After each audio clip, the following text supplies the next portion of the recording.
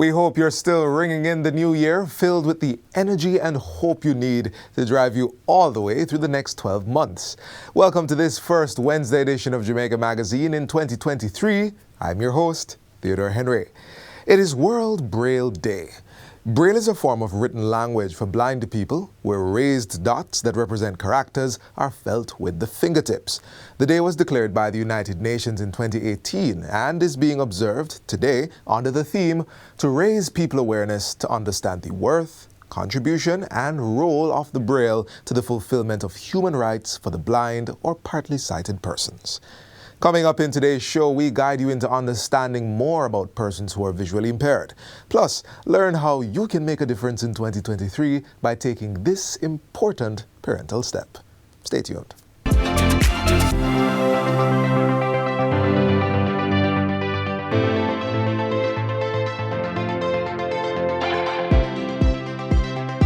our 60th year, we will be fully institutionalizing our national identification system.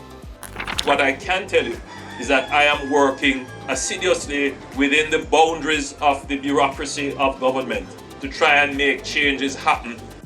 On Emancipation Day, Madam Speaker, we will see the return of the float and street parade. The government was on the move in 2022, unlocking new milestones, new achievements, and new opportunities for growth. Catch these highlights and more in our Year in Review right here on this station.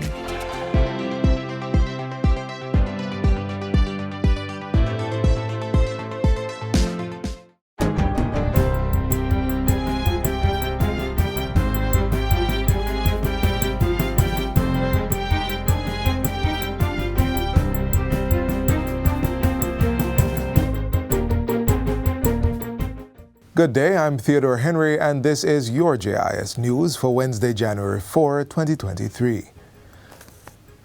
Government will be increasing its focus on secondary and rural road repairs this year. Prime Minister Andrew Holness says this is in addition to the $3 billion dispersed in 2022. You should start to see the effects in communities across Jamaica very soon.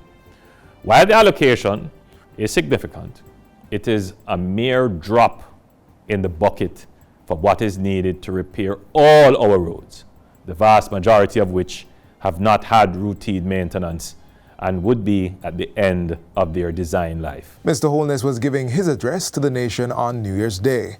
He said there needs to be a national conversation about the spatial development of Jamaica and where and how persons choose to live. Mr. Holness asserts that changes in climate and population shifts are making it increasingly impractical to address infrastructure development using the national budget. Later this year, we will confirm the new development order for the corporate area and announce plans to redevelop town centres in all parishes to rationalise settlement in Jamaica in an orderly, sustainable and resilient manner.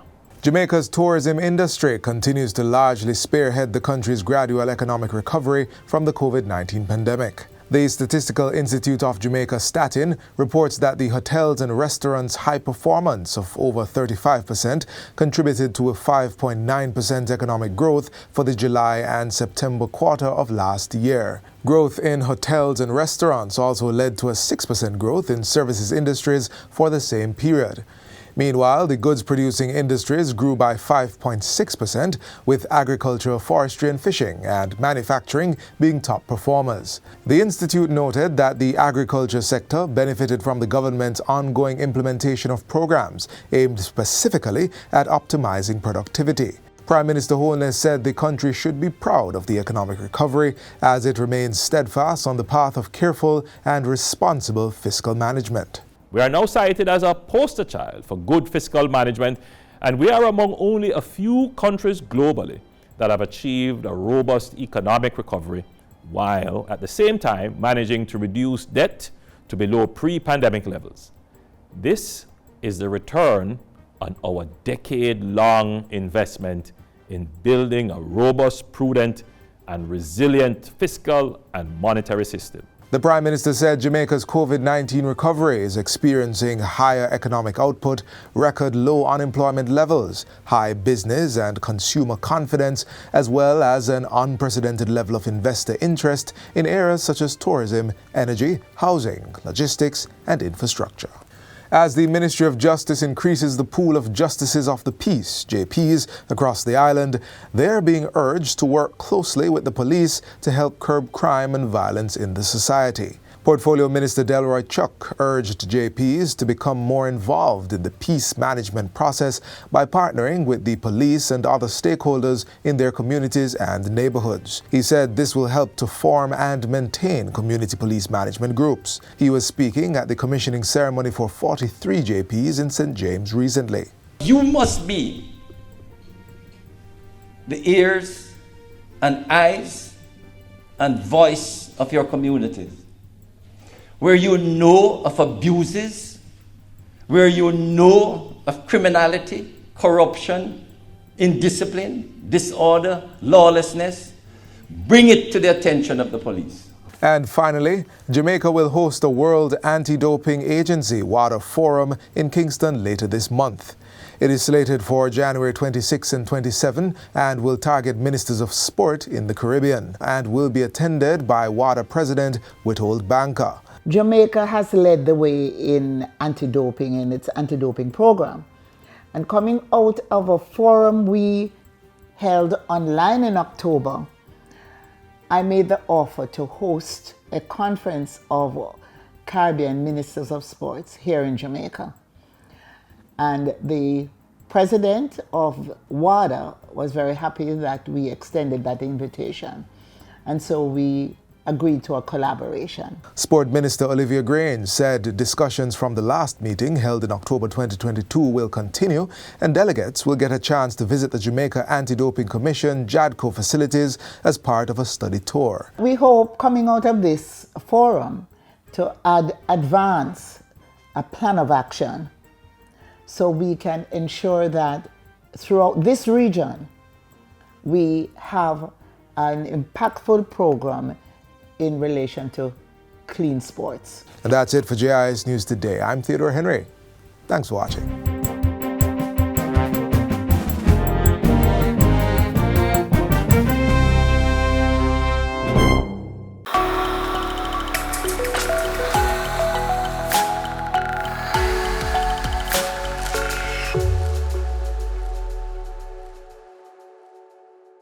The new year sets the stage for the continuation of strategic targets to drive the development of Jamaica.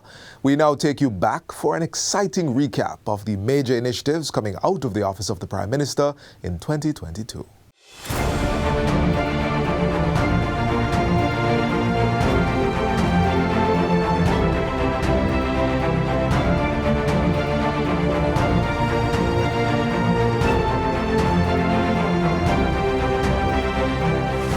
What we're doing in our 60th year now with the establishment of the NIDS is to ensure that every single Jamaican can be included, accounted for, and properly served with a national identification system.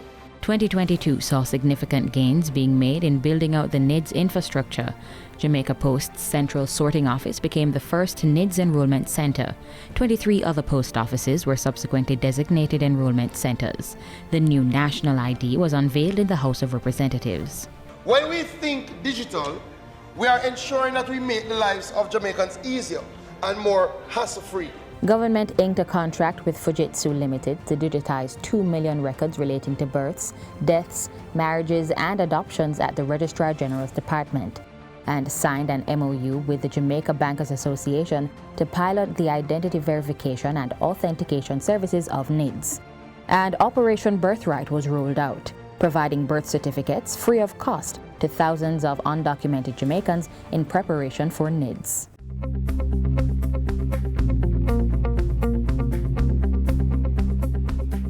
In response to changing labor market trends, the Heart NSTA Trust formalized the establishment of the Amber Heart Institute of Coding. The first cohort of 500 students was recruited and 25 coding trainees graduated from the academy.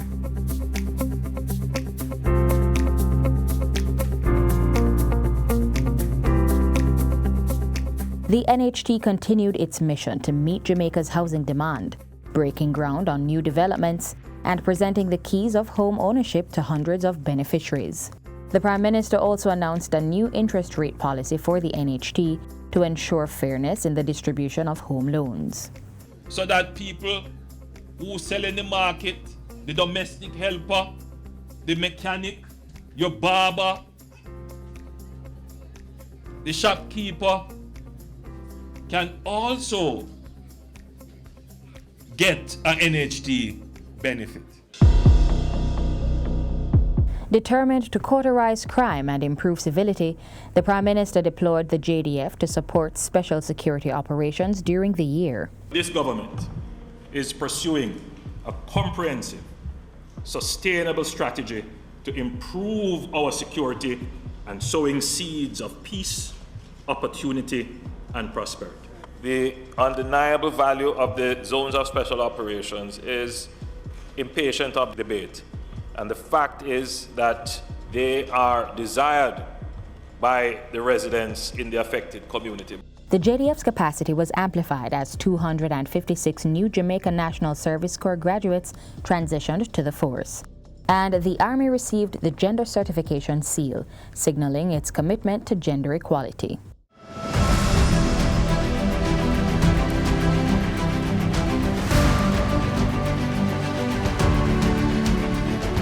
All the members of our great Jamaican state will work together for a partnership for Jamaica's strong and sustainable recovery.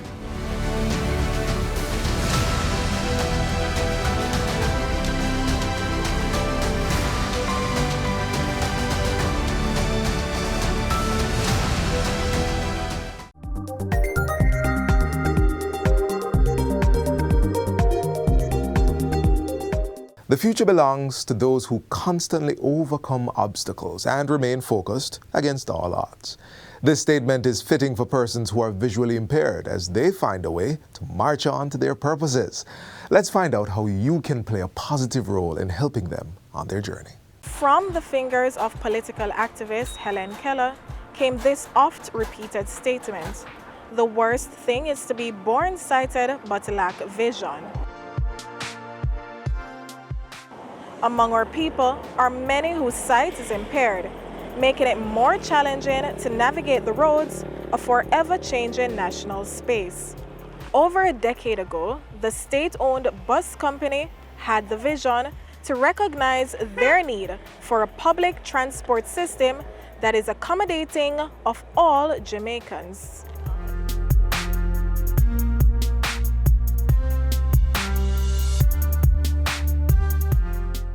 I lose my sight. It's going from 89, totally blind, 2004. 89 when I check my sight, 5% in the left eye and 95 in the right eye. Everything goes 2004. 2004, I was fretting on it. I hear about Society for the Blind, and Mrs. Wallace will do the training, will train us to take the bus, train us to go to transport center, walk on the road, walk between light posts, walk on the sidewalk. I prefer to take the JUTC. When I take the bus to the transport center, boy, the customer service is very nice. They ask you where you're going and then take you downstairs or upstairs and then put you on a seat to sit down. Sometimes they wait on you till the bus comes and put you inside the bus and tell the driver, where to let you off. Since 2005, the JUTC began offering a disabled service, and we did so recognizing that there are other forms of transportation service or operators who do not provide a similar service to members of the disabled community. We recognize that they're an important part of the traveling community, And it is in fact incumbent on us, being a government-run entity, to provide such a service for those who may not otherwise be able to access private transportation services. Over the course of that period, we have also imported several units, several specially designed buses for persons with varying degrees of disability. We have a cadre of customer service representatives who have been introduced to a wide range of customer service related responsibilities and functions. In fact, 10 to 12 of them who are rostered weekly to provide critical care to members of the disabled community. Our customer service agents take them to and from the buses, and of course anywhere within the location of the Harper Tree Transport Center. They also provide sanitary support for them. I lost my sight last year, February. Taking the transport, sometimes I'm feeling excited. Sometimes, not all times. Because taking the transport, I can miss my steps. When crossing the road, sometimes I'm feeling down. Nervous, like, can't wait to get over it. I can cross in the road, anything can hit me. So those things will run in my intention. Yeah, and hole can be there. And even though the kid will drop in the hole sometime, you can still do wrong things and drop same way. So there's something always come up in my thought at all times. Crossing the road, taking the vehicle. And sometimes tears come at my eyes because the way how the person react, people will see me. Some of them will say, you're not blind. And you act like you're blind because your eyes don't look like you're blind. Part of the training involves engaging the Disabilities Foundation to see how it is that we ought to care for members of the disabled community. So for example, there is in fact a particular standard and protocol in which persons who are blind, for example, ought to be carried around. One day I was at the bus stop. I took a bus 46 from downtown, and I asked tell the driver, I said, I'm going at Union Square Drug Serve. And it was a woman driver, and believe you me, when the lady reached Drug Serve, she tapped the bus on the left side there and come out of the driver's seat and take me across the road right to the Drug Serve. I was so pleased, man. You have some nice driver. The visually impaired individual is firstly someone with basic human rights, those shared by every other Jamaican.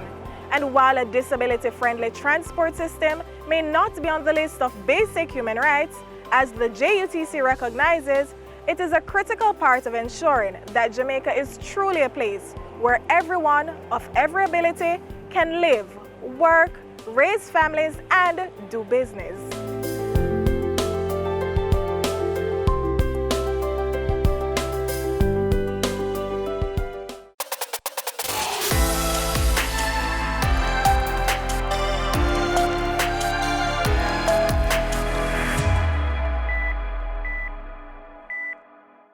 Make the decision to invest in your 2023 with this rewarding, lifelong commitment. The ideals of parenting in today's modern context have evolved, and considering this option is increasingly popular globally. In Jamaica, several changes were made to improve the adoption process for applicants. Here's how you can get started.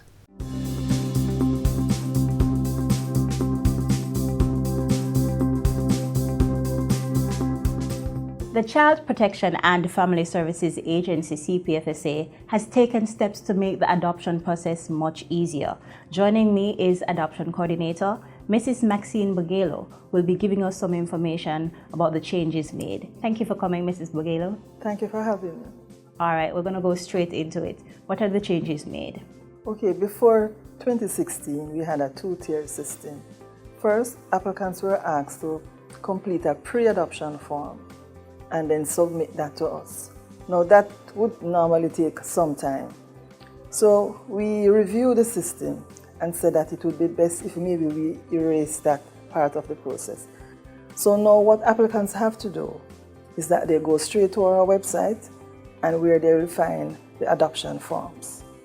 The forms include the application form, the medical form, one for the child and the applicants, and the guidelines which outline all the information and all the required documents that need to be submitted with the application form. Awesome. And what are the required documents?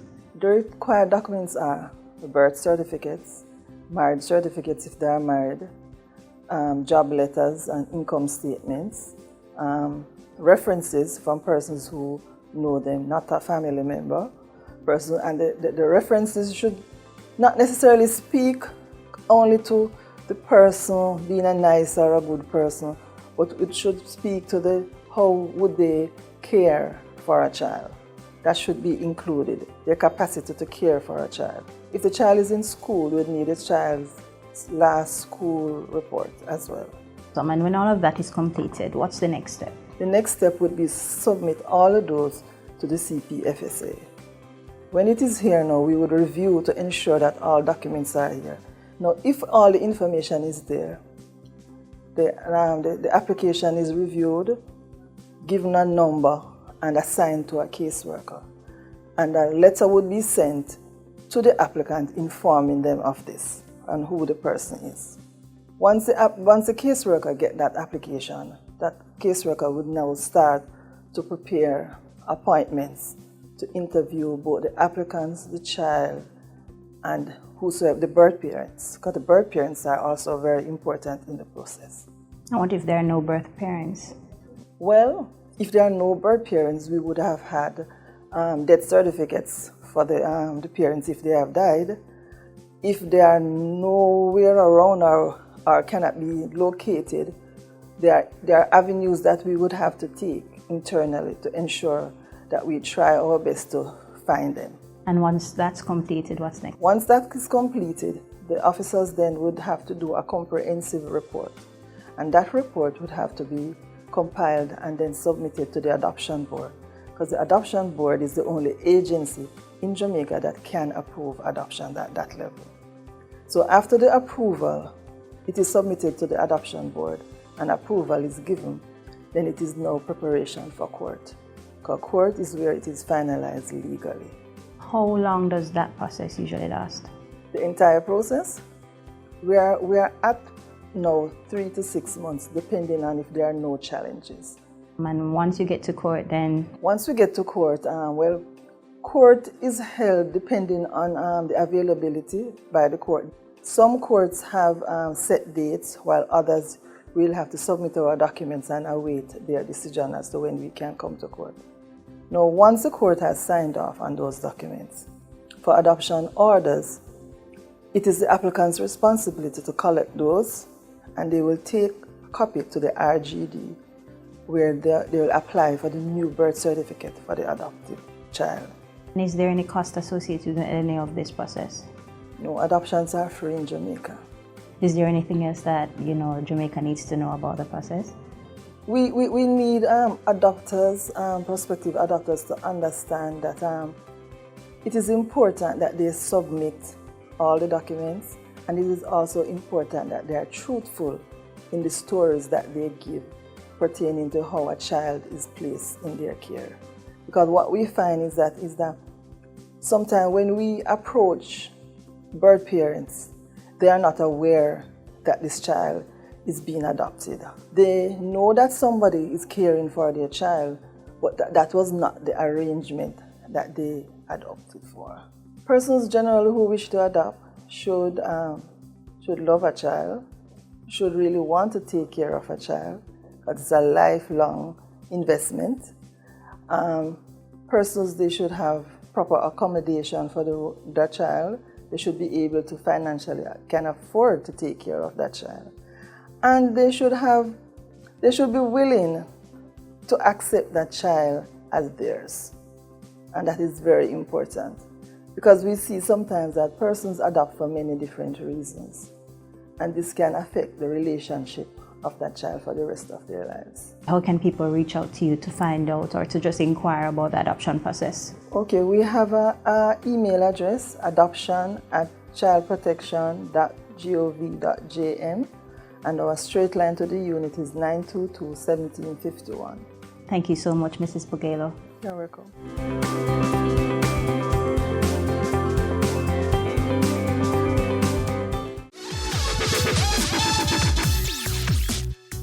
New and exciting initiatives are on the lineup for 2023. Road safety remains a top priority for the government, and here's what to expect from the Ministry of Transport and Mining as the new Road Traffic Act will be in full effect come February. Number one, the ministry will be embarking on a public education campaign with key stakeholders in the transport sector to properly outline the expectations from the Road Traffic Act and road regulations. Number two, focusing on long-term behavior change in the conduct of public transport operators, the ministry is putting forward plans to implement a formal certification program. And number three on our list, a special transition program will be developed to allow for a cleanup of the old road traffic system. This will require motorists to abide by the rules outlined in the new Road Traffic Act once they're fully implemented. We must ensure that our behaviors are transformed to ensure that our roads are safe for us today and for the next generation. Important that we recognize, and in public passenger transportation, you have to pay respect to your customers.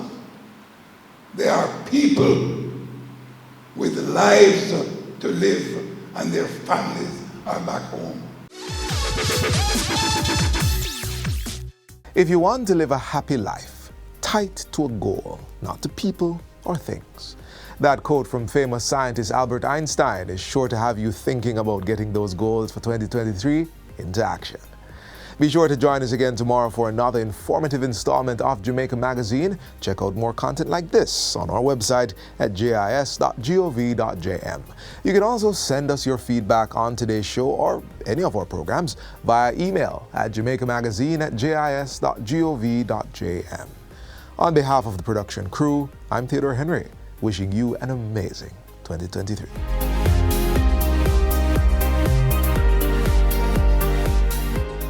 This has been a production of the Jamaica Information Service, the voice of Jamaica.